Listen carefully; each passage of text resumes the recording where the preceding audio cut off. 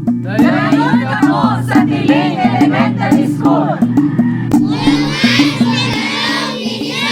TILING Elementary School, a school in RTLim district that provides inclusive education to cater the diversity of learners in respect to their identity, rights, and culture. The school is located at Sitio Tiling, Barangay Malubal, where it is recognized as an IPED implementing school as out of 162 enrollees, 150 were IP learners came from the Subanon tribe. Mulungas gundo suglam ta.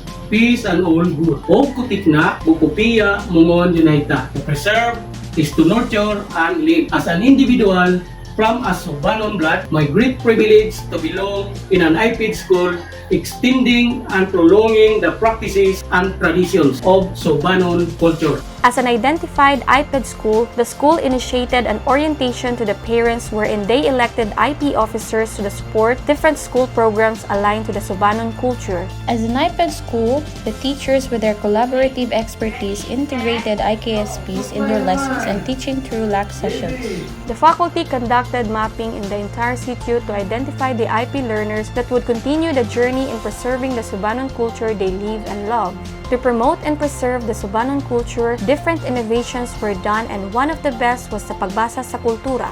Through the pagbasa sa kultura, the Subanon mother language was given life. The school tapped a Subanon volunteer teacher to conduct weekly class meetings with the teachers and learners, teaching them Subanon dialect and terminologies. With this, the teachers gave trivia questions during flag ceremonies to assess what they learned. With the Pagbasa sa Kultura program, the process of making the traditional rice wine gasi was shown and presented. The school also invited IP elders to teach how to play the different musical instruments used by the Subanon so that these traditions will be handed down to the next generations. Another functional innovation was the strengthening of the Subanon livelihood. The IP parents were taught how to cultivate their knowledge and gardening and farming, planting different vegetables, root crops, and corn. The harvested crops were sold to the teachers and were fed to the learners during the feeding program. They also conducted a coconut tree planting activity with the teachers. The learners experienced how to sap the latex from a rubber tree as one of their common livelihood. The construction of the IP Cultural Mini Center was also a high point innovation inspired by the design of a traditional Subanon house so that it will be forever valued.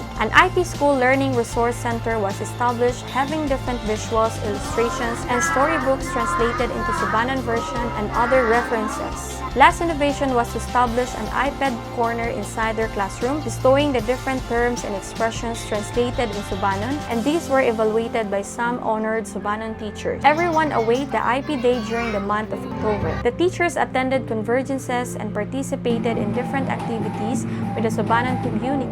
During the IP Day celebration of Tiling ES, they invited Atimoy as the resource speaker, IP elders, and barangay officials. The teachers recognized and inducted the IP officers to acknowledge their active involvement in the school. They showcased their talents and the actual making of Paglala sa Banig, singing, dancing sa Bayang Pabigkas that depicts the Subanon values.